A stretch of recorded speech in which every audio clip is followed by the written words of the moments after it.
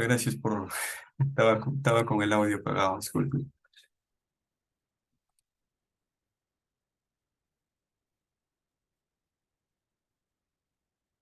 ¿Ahora sí se escucha? Sí, ¿no? Ya. Bueno, como les decía, en su curso de concreto armado uno, por ejemplo, ustedes tenían... voy a guardar la grabación. Aquí está.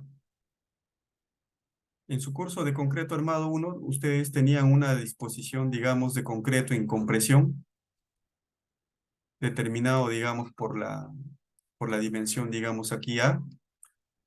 Este era, digamos, el eje neutro.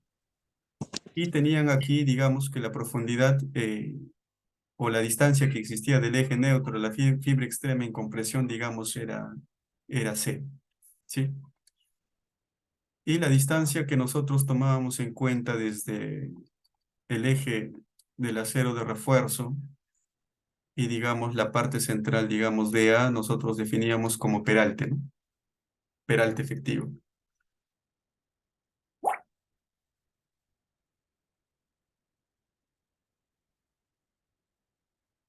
Entonces, tomando en cuenta, digamos, esos aspectos, y tratar, digamos, de hacer una especie de correlación del comportamiento de una viga, digamos, estándar a esta viga, digamos, de gran peralte, lo que nosotros no podríamos establecer, por ejemplo, es determinar, digamos, una zona en compresión, que sería esta de aquí, ya que a partir de aquí hacia la parte, digamos, inferior, todo está netamente a tracción, ¿no?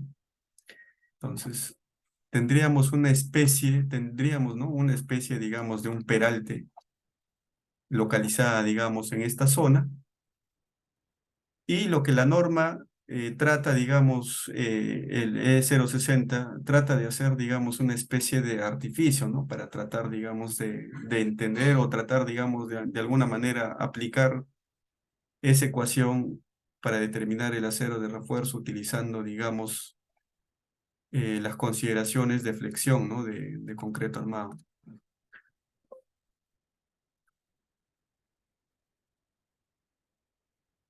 Entonces aquí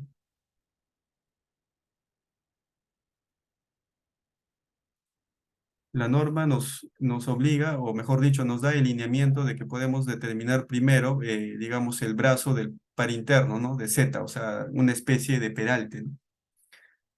Eh, Ese peralte, la norma nos dice de que podemos calcularlo de dos maneras. Si L entre el peralte de la viga es menor a 1, asumimos directamente como 0,60 de la luz.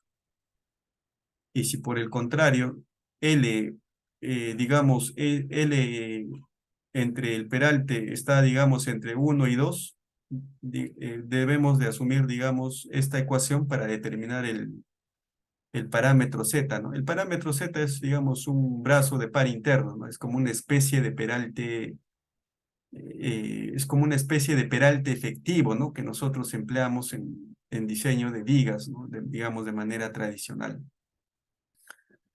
Entonces, para determinar esto de aquí, nosotros ya tenemos, digamos, calculado previamente L entre H, ¿no? Aquí habíamos determinado de que Ln entre H era 1,66, es menor a 2,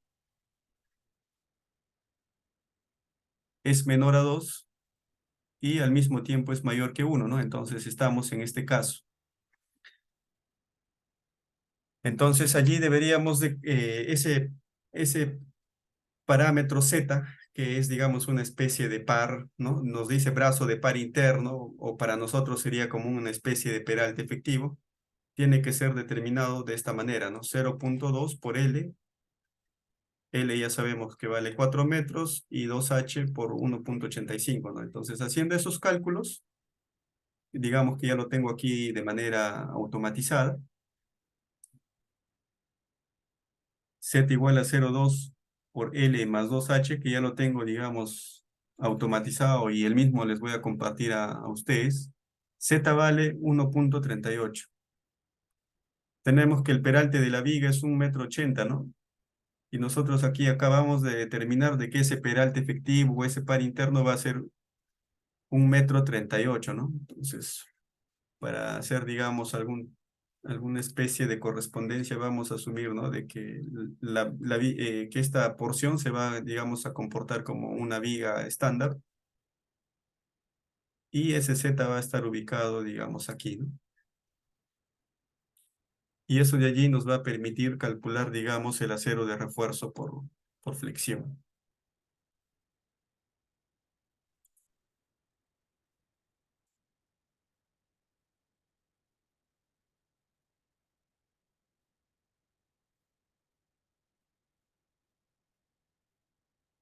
Listo. Aquí voy a cambiar de pluma. Ya, acabamos de calcular Z y Z vale 1,38. Básicamente son asociaciones de configuración y longitud, digamos, de la geometría que constituye el modelo, ¿no? 0,2 multiplicado por L, L es la luz, más 2 veces el peralte, y ahí tenemos Z vale 1,38. Ahora, nosotros ya sabemos cuánto es la sobrecarga última, ¿no?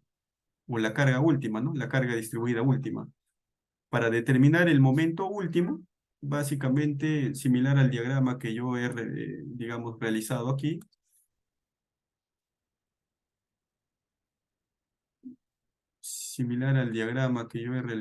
tendríamos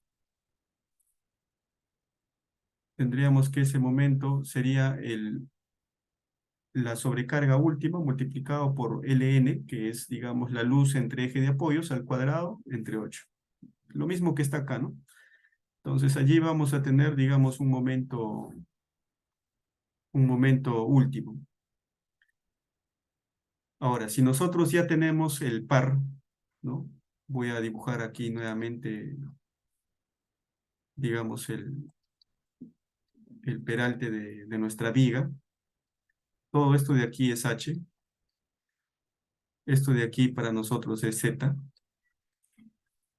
Y dentro de ese Z, en esta parte superior, digamos, estaremos teniendo, digamos, una especie de concreto en compresión, ¿no? Para tratar, digamos, de extrapolar o hacer una correlación del cálculo normal que nosotros teníamos para determinar refuerzo por flexión en vigas, ¿no? Tradicionales. Listo. Aquí nosotros tenemos Z, y si nosotros queremos determinar, digamos, una compatibilidad, digamos, por momentos, aquí tendríamos digamos, el área de acero, y Z sería, digamos, el brazo. Entonces nosotros podemos desarrollar, digamos, una igualdad, ¿no? Por ejemplo, aquí podemos determinar que el momento último sería igual el área de acero. O sea, aquí para desarrollar la tensión sería el área de acero multiplicado por el esfuerzo de fluencia del acero de refuerzo, ¿no? Eso de allí multiplicado por ¿quién? Por Z, por el brazo, ¿no? Esto de aquí es T, multiplicado por Z, ya tenemos el momento. Entonces, si nosotros queremos determinar el área de acero, simplemente pasamos a dividir todo sobre M1, MU entre FI y entre Z, y obtenemos, digamos, esta ecuación aquí. Reemplazamos, digamos, todo lo que ya hemos calculado y tenemos un área de acero, ¿no? A ver, MU es conocido, Phi es factor de reducción para flexión 0,9, FI es fluencia del acero de refuerzo 4.200, y Z, que nosotros ya lo hemos calculado, ¿no? Que es una especie de peralte efectivo que les he explicado. Entonces, con eso nosotros tenemos que el requerimiento de acero de refuerzo es de ¿cuánto? De 11,09 centímetros cuadrados. Entonces tenemos, por ejemplo, aquí he preparado, ¿no? Una cuadrilla o una correlación entre el diámetro de barra y el área, ¿no? Por ejemplo, tenemos que para un área de 5 octavos, el área del acero es de 1,98. Entonces, para saber cuántas varillas necesito para satisfacer el requerimiento de 11,09 centímetros cuadrados, los tengo que dividir, ¿no? Si yo divido 11,09 entre 1,98, me va a salir, digamos, 5 y algo, ¿no? Y redondeando tenemos 6, ¿no? Si yo multiplico 6 por 1,98, por ejemplo aquí, 6 por 1,98, tengo 11,88, ¿no? Entonces, eso es correcto porque 11,88 es mayor que 11,09. Entonces, la idea es de disponer de una cantidad de acero de refuerzo mayor al que se requiere, ¿no? Entonces, hasta allí ya determiné qué cantidad de acero de refuerzo yo voy a distribuir en la cara inferior, digamos, de esta viga. Ahora, la norma me dice de que la cantidad de acero de refuerzo que nos vaya a salir a nosotros, por ejemplo, nosotros aquí en la parte inferior, ya les he explicado de que tenemos un espesor de viga de ¿cuánto? De 25, ¿sí? Aquí tenemos un espesor de viga de 25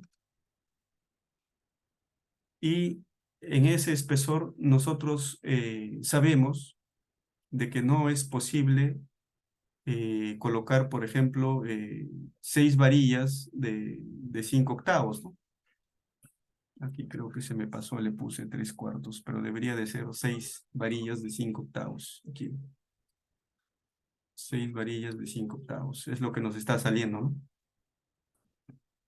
6, sí, 6 varillas de 5 octavos. La norma me está diciendo de que por aspectos, digamos, espaciales, no hay forma de que yo pueda colocar 6 varillas de 5 octavos en un ancho de 25, ¿no? No habría forma, digamos, de que el concreto, o mejor dicho, que el acero de refuerzo quede embebido completamente por el concreto. Entonces, hay requisitos de la norma en las que nos exige espaciamiento mínimo para asumir, digamos, una especie de continuidad, ¿no? Y digamos, de que el acero de refuerzo quede, digamos, bien empaquetado en el concreto. Entonces, nos da la posibilidad de nosotros generar, digamos, una distribución del refuerzo, en este caso, el refuerzo, digamos, de tracción en una determinada altura, ¿no? Que la norma le llama delta de AS. Eso de allí se calcula de esta manera, ¿no? 0,25 del peralte menos el 0,05 de ¿quién? De la longitud o la luz libre.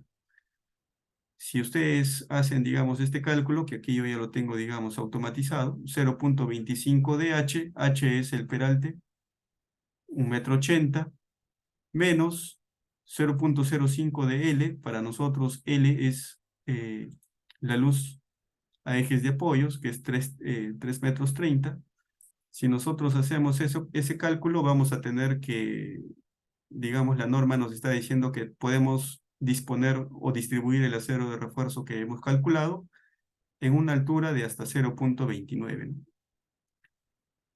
En este caso yo lo he redondeado y estoy diciendo de que esto de aquí es una altura de 0,30 y en esa altura, digamos, por el requerimiento del acero de refuerzo, que son 6 varillas, estamos colocando aquí una varilla, 2, 3, 4, 5 y 6, ¿no? 6 varillas de 5 octavos en esta altura, ¿no? De 0,30.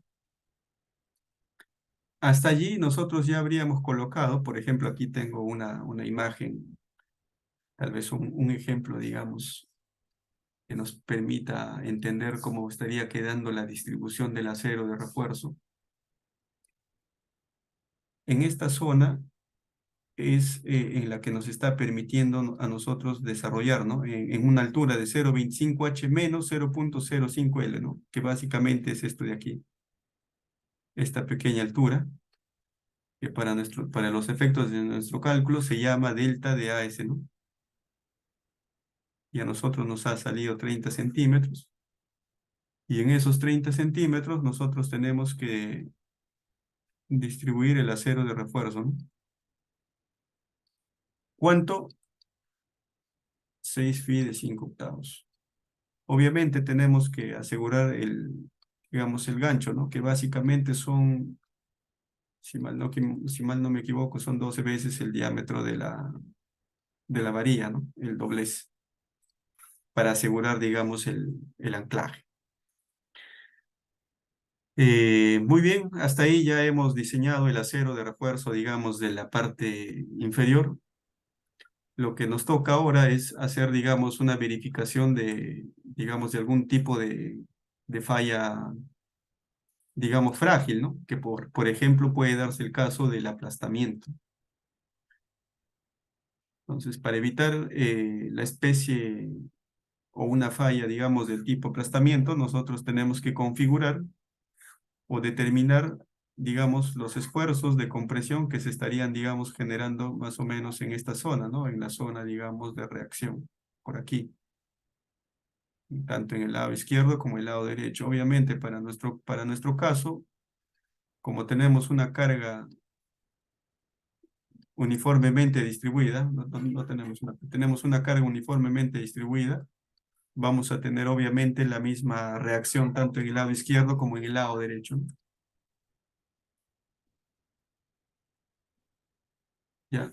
Entonces, la norma nos dice que para calcular, digamos, los esfuerzos de compresión que se estén dando en esta zona, lo que tenemos que determinar es directamente la reacción, ¿no? En el apoyo, este BU. Obviamente eso de allí es, digamos, fácil de determinar. Creo que yo lo había desarrollado aquí, que sería omega U por Ln entre 2, ¿no? Esa sería, digamos, la reacción en el apoyo, ¿sí? Muy bien, la norma nos dice de que para verificar aplastamiento, como es una especie, digamos, de una falla que, digamos, debemos evitar porque es una falla frágil, lo que tenemos que hacer es amplificar, digamos, en 10% la, la reacción, ¿no? Por eso es que estamos multiplicando por 1.1 de quién, de omega U por Ln entre 2, ¿no? Aquí lo estamos amplificando en 10%. Y nos dice que solamente para verificar efectos de aplastamiento tenemos que determinarlo de esta manera, ¿no? ¿Por quién? Si teníamos arriba omega U para determinar la reacción, multiplicamos por toda la longitud en la que se esté aplicando la carga, omega U por L, entre 2, ¿no? Ambas reacciones valdrán lo mismo. Entonces aquí ya lo he determinado, omega U por Ln entre 2, y aquí tenemos, digamos, la reacción en kilogramos, ¿no? En unidad de kilos. Entonces, la norma me dice de que el esfuerzo de compresión para determinar aplastamiento, nosotros aquí vamos a determinar, digamos, un cubito, le vamos a aplicar la carga. ¿Qué carga le vamos a aplicar? BU, o sea, aquí en esta zona, digamos, vamos a tener compresión. Este esfuerzo de compresión que se va a generar, digamos, en la zona, digamos, de los apoyos, ese B de U, aquí la norma me dice, los esfuerzos asociados a ese B de U tienen que ser menores, o sea, esos esfuerzos asociados a este BDU son esfuerzos de aplastamiento que aparecen aquí, esfuerzos de aplastamiento permisible, tienen que ser mayores al esfuerzo, digamos, producto de esa fuerza, digamos, cortante, ¿no? De BDU. La norma nos dice que el esfuerzo permisible es de 0.5 de F'C, esfuerzo permisible. Este esfuerzo de aplastamiento permisible nos está diciendo de que tiene que ser de 0.5 F'C. Esto tiene que ser mayor que ¿quién? A los esfuerzos asociados por las cargas, digamos, de la reacción, ¿no? En los apoyos. Esa carga de reacción en los apoyos, ¿cómo se puede determinar? De la siguiente manera, ¿no? Tenemos el BDU que nosotros ya hemos calculado. ¿Cómo calculamos esfuerzo de compresión? Fácil, ¿no? Fuerza entre área. ¿La fuerza cuál es? BDU. El área sería, digamos, el espesor del elemento multiplicado por ¿quién? Por el delta de AS que nosotros ya hemos calculado en la parte superior, ¿no? Este de aquí.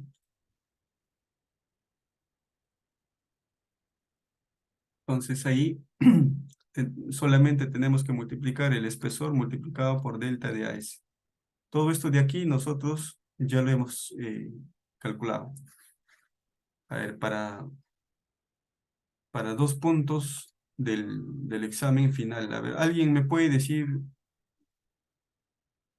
a modo, digamos, no necesariamente con precisión, pero siempre es importante tener en cuenta, digamos, el criterio y, digamos, los cursos anteriores que ustedes han llevado de comportamiento de concreto armado? Eh, ¿Por qué creen que estamos limitando a 0,5 el esfuerzo de aplastamiento? ¿Alguien para 2 puntos para el final? ¿Nadie?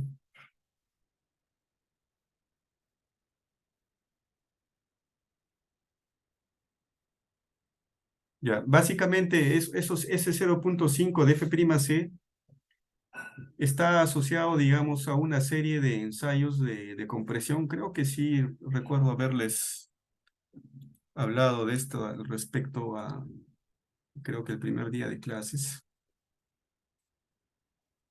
Nosotros tenemos de que el comportamiento, ¿no? del concreto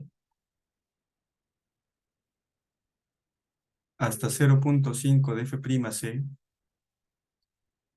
esto de aquí será F'C, y esto será, digamos, la máxima deformación unitaria del concreto. Lo que nosotros tenemos aquí, digamos, en términos de relaciones de esfuerzo-deformación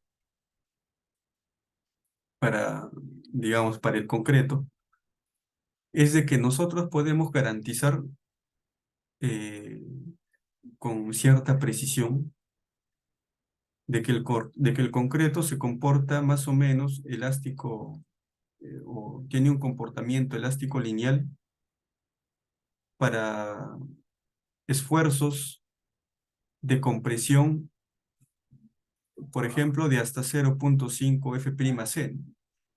Entonces, si nosotros lo que queremos evitar es una falla por aplastamiento del concreto, ciertamente es interesante, o mejor dicho, es favorable o es conservador evitar, digamos, ese tipo de falla, ¿no? Y tener, digamos, este colchón, eh, digamos, extra, porque nuestro diseño estaría siendo, digamos, conducido directamente al colapso en caso de darse, digamos, esta carga última, ¿no? De 1,4 de la carga muerta más 1,7 de la carga viva. Entonces, para evitar, digamos, en el caso de que se pudiera suscitar ese tipo de carga amplificada y quisiéramos, digamos, evitar todo este tipo de falla, lo que la norma nos dice es garantizar de que este concreto, al menos para esfuerzos, digamos, de compresión en las zonas de aplastamiento, no se superen, digamos, este 0,5 de F'C, ¿no? Que nos está garantizando al menos para el caso de falla del sistema estructural en general, nos esté asegurando de que las zonas de apoyo no estén fallando, digamos, por aplastamiento. Muy bien, entonces aquí se determina directamente las relaciones ya a nivel de esfuerzos, que el esfuerzo permisible tiene que ser mayor que el esfuerzo, digamos, eh, asociado a la reacción de los apoyos, ¿no? El esfuerzo asociado a la reacción de los apoyos es la fuerza, digamos, cortante en el apoyo entre el área, ¿no? Fuerza entre área. Entonces, el área es el espesor multiplicado por el delta de AS que ya hemos calculado, y el esfuerzo permisible es 0,5 de F'C. Entonces, aquí ya todo está, digamos, parametrizado. El esfuerzo permisible es 0,5 de F'C. El F'C es 210 entre 2 sería 105 kilos por centímetro cuadrado. Y el esfuerzo vertical, producto o asociado, digamos, al esfuerzo de corte último, eh, utilizando digamos, esta relación o esta ecuación, tenemos que es 98,4 kilos por centímetro cuadrado. Entonces, si hacemos una comparación, tenemos que el esfuerzo permisible es mayor que el esfuerzo, digamos, que se esté generando por la solicitación de carga última factorada, ¿no? O sea, mejor dicho, amplificado. Entonces, hasta allí tenemos que el diseño es conforme ya para dos aspectos, ¿no? Uno, para la distribución del acero de refuerzo y lo otro, está cumpliendo que la zona de los apoyos no van a fallar, digamos, por aplastamiento. Eh, ¿Qué hubiera pasado si nosotros hubiéramos tenido carga más grande aquí, ya para un punto, para el final? A ver, alguien, ¿cómo podríamos hacer de que esto de aquí pase, ¿no? ¿Cuál sería una opción? Por ejemplo, si el esfuerzo permisible no fuera 105, sino 90, ¿cómo solucionamos ese problema? ¿Alguien para un punto, para el final? Muy poco, un punto. Para dos puntos, nadie. Por ejemplo, si nosotros quisiéramos evitar la falla por aplastamiento y tuviéramos de que en esta zona, por ejemplo, no tuviéramos un esfuerzo permisible del 90, una solución directa es ampliar la resistencia del concreto, ¿no? Eso sería una opción, que ya no sea de 210, sino, por ejemplo, pudiera ser de 280, ¿no? Esa es una forma, ¿no? De mejorar el esfuerzo y compresión del concreto. Después ya viene aspectos de verificación por fuerza cortante. Aquí lo que estamos apreciando, por ejemplo, es un diagrama de momentos. Aquí, digamos, se ha invertido. Y aquí tenemos un diagrama de fuerza cortante. Esto sería el B1, el B1 que nosotros calculamos, digamos, al eje. Y esta zona sería los 30 centímetros que teníamos en la parte superior como un efecto del apoyo, ¿no? Acá arriba, 30 centímetros, ¿no? Que es, digamos, el apoyo en el lado izquierdo y el mismo ancho, el apoyo en el lado derecho. Digamos, tiene un ancho de 30 centímetros. Nosotros hemos calculado la fuerza de corte, digamos, al eje. Entonces, para hacer verificaciones por fuerza cortante, la norma nos pide que nosotros deberíamos de calcular una longitud. Nosotros deberíamos de calcular, digamos, el cortante a una cierta longitud de la cara del apoyo, ¿no? Perdón. A una cierta longitud de la cara del apoyo. En este caso es una viga de gran peralte, ¿no? Nosotros normalmente para elementos esbeltos leíamos el cortante a una distancia de la cara del apoyo, ¿no? Obviamente, de acuerdo a nuestros análisis de elementos finitos, vemos de que una viga de gran peralte dista mucho de su comportamiento, del comportamiento de una viga esbelta, y en ese caso, igual la norma de 0,60 nos da una especie de artificio, ¿no? De cómo calcular un probable, digamos, D, ¿no?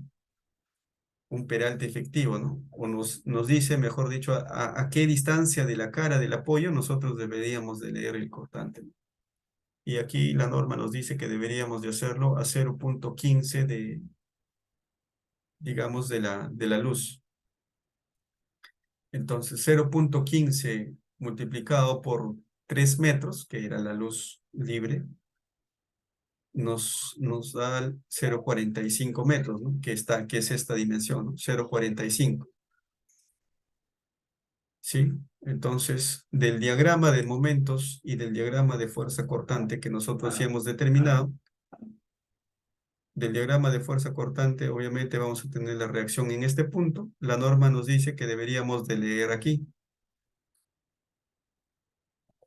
a qué distancia de la cara del apoyo, a 0,15 ln, ¿no? Entonces, si teníamos que el ancho de abajo era del elemento que soporta es de 30 centímetros, obviamente la mitad vale 15, 15 más 45, todo valdría 60, ¿no? Aquí hay una distancia de 0,60.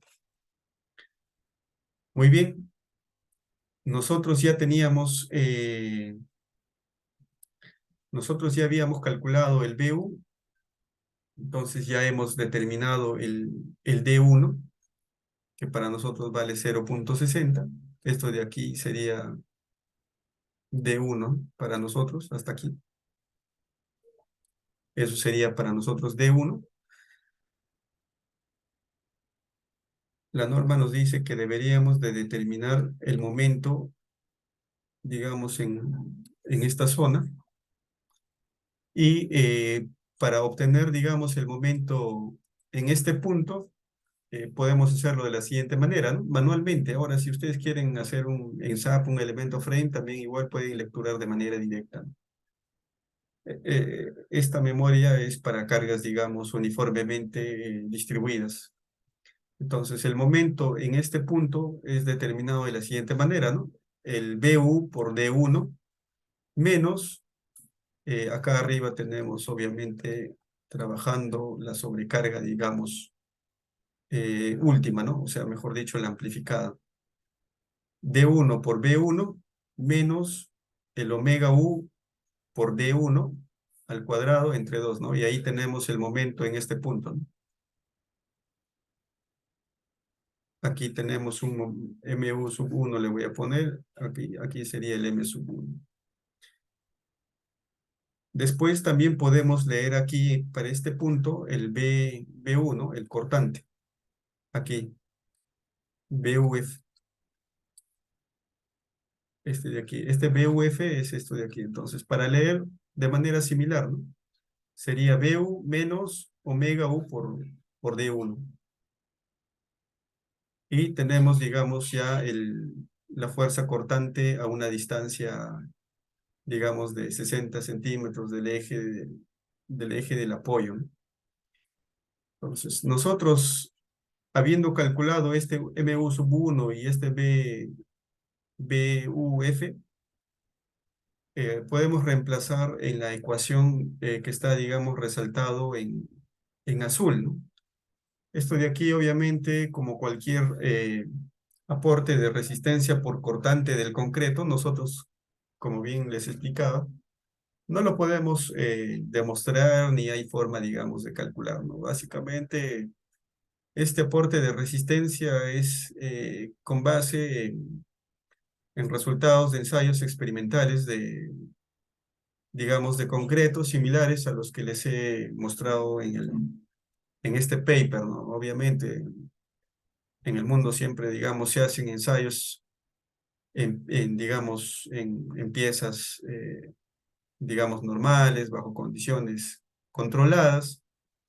En esas condiciones se puede determinar y se puede, digamos, relacionar eh, el aporte, digamos, del concreto para efectos, digamos, del corte. Entonces, tomando en cuenta esos detalles, lo que nosotros haríamos es utilizar, digamos, de manera directa, digamos, la formulación que se nos presenta en la norma, ¿no? Entonces, tenemos MU, BU, ya lo hemos determinado, BU, MU. Entonces, aquí nos está faltando calcular D, ¿no? De acuerdo a la norma, ese D se determina de la siguiente manera, ¿no? 0,80 de L entre 2. Entonces, ya podríamos reemplazar aquí D. El F'C también ya lo conocemos. Aquí nos dice 176 por, por la cuantía, ¿no? Entonces, esta cuantía nosotros también podemos calcularlo, ¿no? Que es el área de acero entre E multiplicado por D, ¿no? Este D, como les decía, es 0,8 de L entre 2 y ya está calculado como 1,32 aquí. El área de acero, ya lo hemos calculado anteriormente, era el área de acero que habíamos colocado por flexión, que básicamente serían 6 varillas de 5 octavos, ¿no? Si multiplicamos 6 varillas de 5 octavos, hacen 11,87. Ya tenemos área de acero. El espesor, sabemos que es de 25, también es dato. Y con eso podemos calcular la cuantía, ¿no? Y reemplazamos directamente aquí. El B omega, el B omega para nuestro caso, similar a lo que estoy resaltando aquí, es directamente igual al espesor de la viga. Y con todo eso nosotros podemos determinar directamente el aporte del concreto para corte, ¿no? También sabemos de que el factor de reducción de resistencia para concretos es igual a 0, digamos, 0,85 y esta sería, digamos, la resistencia del, digamos, del concreto ya factorado, ¿no? O sea, mejor dicho, castigado. Si nosotros comparamos de manera directa la resistencia del concreto ya factorado con relación a la fuerza cortante aquí, UF, que ya lo hemos determinado en la parte superior, que es de 44.637,60 kilos, vemos que es conforme, ¿no? No se quiere, digamos, ningún tipo de refuerzo por cortante. Aquí también es importante, ¿no? Tener en cuenta, digamos, el orden de magnitud de las cosas. Nosotros estamos analizando el aporte para esfuerzos, para fuerza cortante de una viga bien peraltada, ¿no? Entonces, como tenemos un elemento muy peraltado, obviamente, el aporte del concreto mismo, para efectos de corte, digamos, es grande, ¿no? Es grande. Siempre es interesante tener en cuenta el orden de magnitud de las cosas, ¿no? En una viga esbelta, o sea, en una viga normal, lo que hubiera pasado es de que el aporte del concreto solo no hubiera sido suficiente para resistir los esfuerzos de corte, o perdón, las fuerzas de corte, y lo que allí hubiera sido, digamos, necesario es diseñar el acero de refuerzo en términos de estribos, ¿no? Elementos de confinamiento adicionales para resistir o cubrir el acero, digamos, el requerimiento o la solicitud de fuerza extra, ¿no? Dice que aquí nos queda menos de un minuto. Volvemos a ingresar a la misma ruta, por favor, todos. De ahí lo único que nos queda es el diseño de refuerzo vertical y horizontal y es recontra sencillo. Volvemos a ingresar una vez más y allí estaríamos terminando la clase hoy día. Sí, voy a dejar de compartir y volvemos a ingresar a la misma ruta. Nos queda menos de un minuto.